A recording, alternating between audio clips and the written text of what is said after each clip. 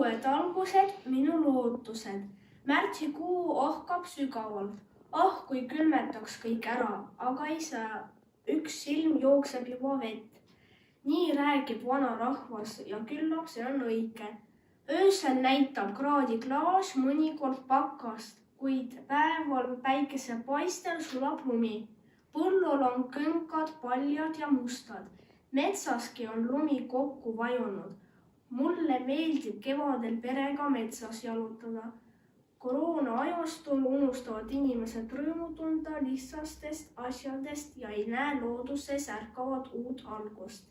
Kevade ilu on imeline. Läbi märja lume pistavad nina välja esimesed taimed. Tundub, et puud alles magavad. Nende okstel on väikesed pungad. Ainult pajul on talveuni lõppenud. Ta on kattunud valgete urbadega, kuigi õitsemist tuleb veel oodata.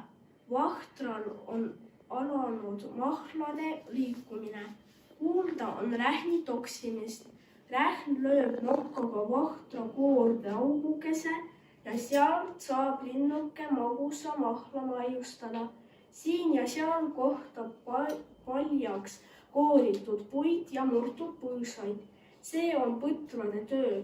Kui jõuame Emajõe äärde, siis näeme sätendavatel lainetel kiikuvaid luiki. Luikede kluu-kluu kostab kaugele. Linnukeste laul on kui kaunis muusika.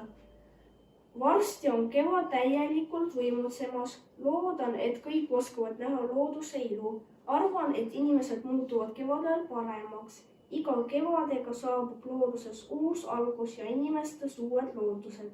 Oska tunda ja näha looduse ilu.